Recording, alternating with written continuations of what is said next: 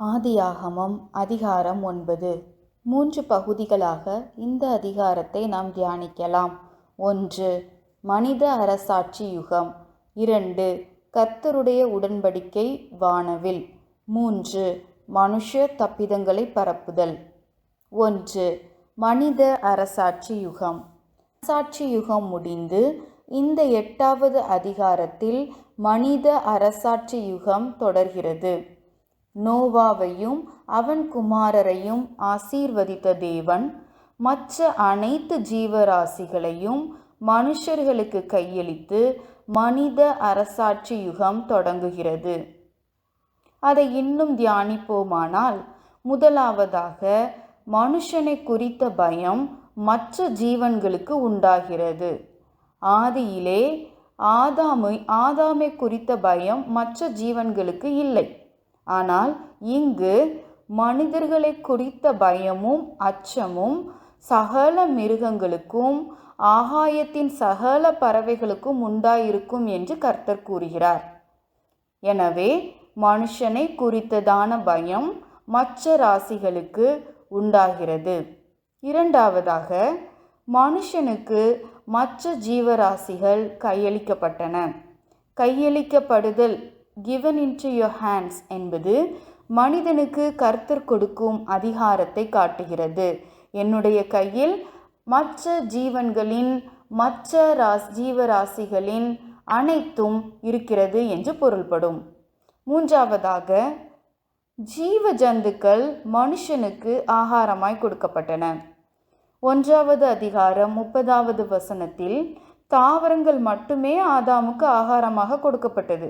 ஆனால் இந்த 8வது அதிகாரத்தில் மனித அரசாட்சி யுகத்தின் தொடக்கமாக நடமாடும் ஜீவஜந்துக்கள் அனைத்தும் மனிதனுக்கு ஆகாரமாய் கொடுக்கப்படுகிறது. எனவே நாம் மனித அரசாட்சி யுகம் இங்கு தொடங்குகிறது என கருதலாம். 2. கர்த்தருடைய உடன்படிக்கை வானவில். 9வது அதிகாரம் 11வது வசனத்தில் கர்த்தருடைய உடன்படிக்கை எழுதப்பட்டுள்ளது.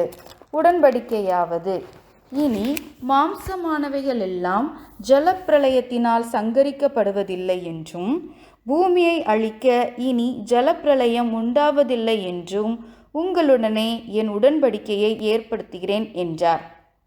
யாருடன் கர்த்தர் உடன்படிக்கையை ஏற்படுத்துகிறார்? 10வது வசனம் இவ்விதமாய் கூறுகிறது: உங்களோடே பேழையிலிருந்து புறப்பட்ட சகல ஜீவ ஜந்துக்கள் முதல் இனி பூமியில் உண்டாக போகிற சகல ஜீவ ஜந்துக்கள் பரியந்தமும் பறவைகளோடும் நாட்டு மிருகங்களோடும் உங்களிடத்தில் இருக்கிற பூமியில் உள்ள சகல காட்டு மிருகங்களோடும் என் உடன்படிக்கையை ஏற்படுத்துகிறேன் என்று கர்த்தர் கூறுகிறார். இந்த உடன்படிக்கையின் அடையாளமாய் கர்த்தர் பூமிக்கு மேலாக மேகத்தில் வானவில்லை வைத்தார் என்றும் வாசிக்கிறோம். சரி, எனின் இனி வரும் அழிவு என்ன?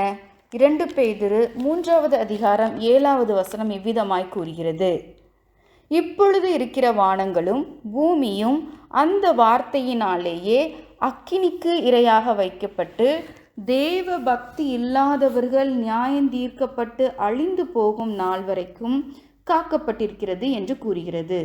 எனவே இனி வரும் அழிவானது நித்திய அக்கினியின் அழிவை குறிக்கிறது என எடுத்துக்கொள்ளலாம். இனி வரும் அழிவில் காக்கப்பட இயேசுவின் இரத்தத்தின் ரட்சிப்புக்கும் பரிசுத்த ஆவியின் வழிநடத்துதலுக்கும் நம்மை ஒப்புக்கொடுப்போம். 3. மனுஷ தப்பிதங்களை பரப்புதலும் அதனால் வரும் விளைவும். மனுஷ தப்பிதங்களை பரப்பும் போது சாபம் வருவதை காண்கிறோம். காம் தன் தகப்பனுடைய நிர்வாணத்தை கண்டு வெளியில் இருந்த தன் சகோதரருக்கு அறிவித்ததாக வாசிக்கிறோம். காம் தான் மற்றவர்களிடம் அதை பரப்பாமல் தானே அதை சரி செய்திருக்கலாம். பல சமயங்களில் சிலரிடம் இருக்கும் குறைகளை தேவன் நம்மிடம் காண்பிப்பது நாம் அதை சரி செய்ய முயலவும் அவர்களுக்காய் ஜெபிக்கவும் மாத்திரமே. அதற்கு மாறாய் மற்றவர்களிடம் அதை பரப்பி சரி செய்ய சொல்வதற்கு அல்ல. காமின் சாபம் அவன் மகன் கானான் மீதும் வருகிறது. மற்ற 2 சகோதரர்களுக்கும் காமின் சந்ததி அடிமையாகிறது. இது பின்னாட்களில் நிறைவேறியதையும் நாம் அறிவோம். நமது தப்பிதம் நமது அந்தரங்கத்தை வெளியாக்கி நம்மிடம் உள்ள அபிஷேகத்தை குலைத்து போடும். தற்போது பல ஊழியர்கள் மறைவில் செய்யும் குற்றம் அவர்களது அந்தரங்கத்தை வெளியாக்கி கர்த்தர் அவர்கள் மீது வைத்துள்ள அபிஷேகத்தையும் கர்த்தரின் திட்டத்தையும் இழக்கச் செய்கிறது. நாமும் விழிப்போடு இருப்போம். அடிக்கடி கடிந்து கொள்ளப்பட்டும் தன் பிடரியை கடினப்படுத்துகிறவன் சகாயமின்றி சடுதியில் நாசமடைவான் என்று வாசிக்கிறோம். நாமும் விழிப்போடிருப்போம். ஜெபிக்கலாமா? அன்பின் தேவனே, நோவாவிடம் காணப்படுகிற குற்றங்கள் எங்களுடைய வாழ்க்கையில் இதேபோல் பிரதிபலிக்குமேயானால் ஒரு விசை ஆராய்ந்து பார்க்கிறோம். எங்கள் அந்தரங்க பாவங்கள் எங்களுடைய அபிஷேகத்தை எங்களிடமிருந்து எடுத்து போடாதவாறு, தேவன் எங்கள் மீது வைத்துள்ள திட்டத்தை எங்களிடமிருந்து எடுத்து போடாதவாறு தேவா எங்களோடு கூட இருந்து எங்களை வழிநடத்தும். உம்முடைய பரிசுத்த ஆவியானவர் சரியான பாதையில் எங்களை வழிநடத்துவாராக. தேவனே, சகல ஜீவ ஜந்துக்களையும் எங்களுக்கு கையெழுத்திருக்கிறீர். அதை பராமரிப்பதும் எங்கள் மேல் விழுந்த கடமையாயிருக்கிறது. இதை நினைவில் கொண்டு சுற்றுச்சூழலில் மாசுபடாதவாறு எங்களுடைய கிரியைகள் இருக்க எங்களுக்கு ஞானத்தை தாரும். இயேசுவின் மூலம் ஜெபிக்கிறோம் நல்ல பிதாவே, ஆமேன்.